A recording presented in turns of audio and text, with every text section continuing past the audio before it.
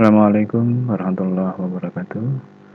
Kali ini kita akan belajar atau kita akan memulai tutorial tentang kelanjutan dari besaran dan satuan, yaitu kita fokusnya akan membahas tentang vektor ya. Tapi sebelumnya pada tutorial yang lalu kita sudah sampaikan bagaimana cara penjumlahan vektor, itu sudah kita sampaikan. Ada dengan cara segitiga, ada dengan cara jajar ginjal, dan ada cara dengan poligon gitu ya. Nah, sekarang kita akan lanjutkan untuk penjumlahan vektor, yaitu bagaimana menganalisis vektor pada komponen-komponennya, yaitu pada arah sumbu X, pada arah sumbu Z, sumbu Y, atau justru malah pada arah sumbu Z gitu ya. Nah, baik.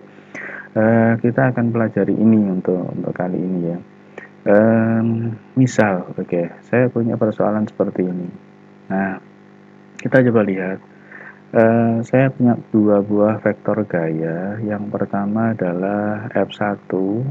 Ini besarnya 10 Newton. Kemudian F1 ini membentuk sudut sebesar 30 derajat terhadap sumbu X gitu. Nah, kemudian ada F2. F2 ini membentuk sudut 60 derajat terhadap sumbu X dengan besarnya adalah 5 Newton gitu. Nah, kita ingin menguraikan bagaimana komponen-komponen F1 ini pada arah sumbu X dan komponen-komponen F2 ini pada arah sumbu Y serta sumbu X-nya seperti apa. Begitu juga untuk F1 ini bagaimana komponennya, komponen gaya pada arah sumbu Y, dan seterusnya seperti itu. Nah, ini adalah pertanyaannya, begitu ya. Kita memang suruh menguraikan atau mencari besar komponen-komponen gaya pada sumbu X dan sumbu Y untuk dua buah gaya ini. Baik, kita mulai dari F1 ya. Kita coba perhatikan pelan-pelan bahwa F1 ini kalau kita bawa ya, kita cerminkan pada arah sumbu X. Nah, pelan-pelan seperti itu. Nah, kita bawa ke arah sumbu X. Nah, maka nanti kita bisa tarik garis, kita bisa tarik anak panah dari kiri, dari sumbu 0,0 ini ke arah kanan sampai pada batas perpotongan ini tadi ya, pencerminan F1 pada arah sumbu X. Nah, yang ini nanti kita beri nama F1X. Nah, gitu ya. Ini kita beri nama F1X, yang tidak lain adalah F1 kosinus 30.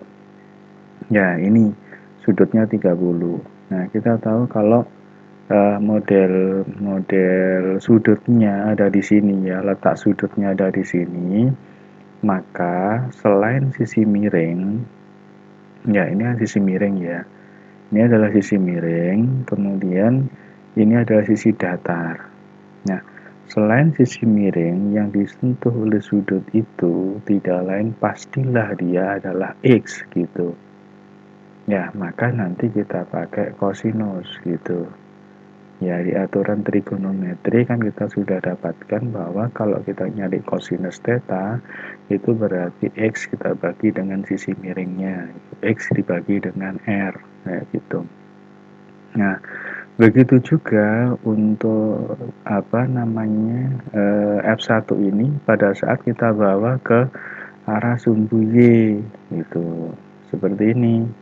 Ini kita bawa ke arah sumbu Y, maka nanti kita punya F1Y gitu ya. Oke.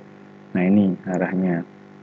Ini adalah arah atau komponen gaya yang pertama terhadap sumbu Y. Nah, gitu. Namanya adalah F1Y. Apa itu isinya F1Y? Yaitu F1 sinus 30. Sinus 30. Gitu. Hal serupa juga kita bisa berlakukan pada F2. Nah, yang F2 ini kita bawa ke bawah, nantinya akan menghasilkan F2X. Ini yang warna abu-abu ini ya.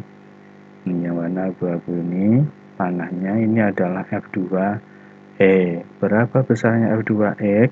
Tidak lain adalah F2 cos 60. Kenapa? Sudutnya ini adalah 60. Oke, sama seperti tadi aturannya gitu. Begitu juga untuk komponen gaya yang kedua pada arah sumbu Y ini. Maka kita temukan nanti ini yang abu-abu ini kita beri nama F2Y. Nah, F2Y ini apa? F2 sinus 60 itu. Nah, terkait dengan sinus dan kosinus yang nilainya memang harus kita pahamkan dari awal. Nah, kalau di matematika itu ya, kalau di matematika kita sudah diajari kayak gini. Nah, cara mendapatkan nilai kosinus, nilai sinus dulu nih ya, nilai sinus. Kalau ini yang saya tunjuk ini adalah pada titik 0,0, maka di sini kita beri nama sudutnya itu 0 ya. Ketika sudutnya 0 derajat, maka nilai sinus sin 0 itu akan sama dengan 0 ini. Ya, berarti sinus 0 akan sama dengan 0. 0 sama dengan 0. Itu. Terus kita berlanjut ke sana. Kita tahu segini ini kan kalau kita lihat sama dengan busur itu ya. Nah, busur itu kan 180 derajat itu. Nah, maka kalau ini nanti kita pilih jadi separuhnya, maka di sini adalah 90 derajat. Nah, kita bagi lagi menjadi beberapa bagian yang sama. Ya, yang paling dekat dengan angka 0 itu adalah 30. Ya, 30 di sini. 30, 45, 60. Berarti kalau misalkan kita ini disuruh nyari, ini kan pi per 2. Ya, berarti nilai dari sin pi per 2 yaitu sinus 90 nilainya 1. Ya, sinus 180 nilainya 0 ini. Ya, sin 91, sin 180 itu 0. Di sini kan 0. Ya, ini 180. Nah, maka kalau misalkan nanti kita suruh nyari berapa nilai dari sinus 30, sin 30, berarti nilainya berapa? Setengah. Nah, ini di sini 30. Nah, setelah 30 berapa? 45. Nah, di atasnya setengah itu ada setengah akar 2. Nah, di sini ya. 45 itu setengah akar 2 di atasnya sini. Berarti sinus 45 nilainya adalah setengah akar 2. Nah, sinus 60 di setelahnya, tapi dia berada di sebelum 90 ini, berarti setengah akar 3. Ini adalah sin 60, setengah akar 3. Nah, sin 90, 1. Nah, setelah 90 berapa?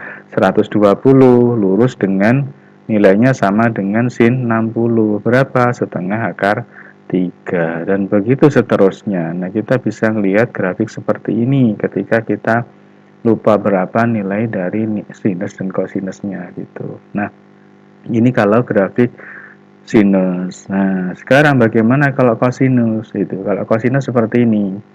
Kalau kosinus itu pada saat X-nya sama dengan 0, ini Y-nya sudah sama dengan 1. Artinya kosinus 0 itu sudah sama dengan 1. Beda dengan ini tadi, ini kan 0,0. Berarti sin 0 hasilnya 0. Kalau cos 0 berarti nilainya 1. Kan gitu ya. Terus segini. Nah, ini kan separuh busur ya, separuh busur. Berarti kan 90 derajat. Nah, gitu berarti ini 30. Nilai dari cos 30 ini bawa ke atas ke sana. Loh, ini berarti yang apa yang di bawahnya angka 1 berarti setengah akar 3. Nah, 45 tidak diperlihatkan di sini ya. Berarti cos 45 di bawahnya setengah akar 3 berarti setengah akar 2. Cos 60 berarti berapa? Setengah. Cos 90 berapa? 0. Cos 90 0. Ya, cos 120 berapa? Min setengah. Nah, gitu ya. Min setengah. Ini 135. Oke, cos 135 min setengah akar 2. Cos 150 setengah akar 3, cos 180 min 1, dan begitu seterusnya. Nah, ini cara mengingat-ingat gimana agar nilai sinus dan kosinus itu tidak gampang lupa gitu. Oke, lanjut.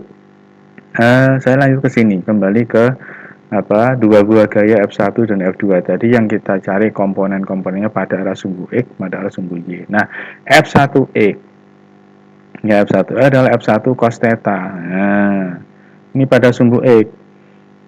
Pada sumbu X ini adalah F1X, F1 cos theta. F1-nya berapa? 10. Ya, cos theta, tetanya 30 berarti cos 30. Berapa cos 30? Setengah akar 3 ini tadi.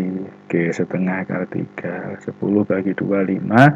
Akar 3, satuannya Newton. Itu, lanjut. F2X. F2X adalah F2 cos 60. Ya, F2. Berapa besarnya? 5. Cos 60 berapa ini? Setengah, berarti 5 per 2 Newton. Itu yang arah sumbu X. Nah, yang arah sumbu Y berarti sama ini tadi. Ya, kita pakai sinus. Kenapa? Ini sisi tegaknya. Y itu yang sini. Ini kan Y. Ini pindah aja ke sebelah sana lo. Kan jadi sumbu Y. Ini dibawa ke sana jadi sumbu Y. Itu berarti pakai Y per R, yaitu tidak lain adalah sinus. Ya, sinus berapa? Sinus 30. Nah, sin 30 berapa? Setengah ini tadi. Sin 30 setengah, masukkan angkanya. Udah ketemu, F2-nya juga ketemu. Nah, maka yang kita disuruh nyari adalah besar komponen gaya pada arah sumbu X dan sumbu Y. Jadi dua ini kita padukan. Nah, jadinya seperti ini. Oke, nah jadi sigma Fx yaitu jumlah resultan gaya pada arah sumbu X atau jumlah gaya-gaya pada sumbu X itu adalah F1X ditambah F2X ini. Begitu juga untuk pada arah sumbu Y, ya F1Y ditambah F2Y. Jadinya gimana? Seperti ini. Jadi, nah inilah cara menguraikan gaya pada komponen-komponennya pada arah sumbu X dan pada arah sumbu Y. Nah, seperti itu. Gimana? Paham kan? Nah, saya kira mudah. Diulang-ulang kembali ya sampai betul-betul dipahami bagian dan langkah demi langkahnya. Tetap semangat dalam belajar. Jangan lupa untuk like, komen, dan subscribe-nya. Assalamualaikum warahmatullahi wabarakatuh.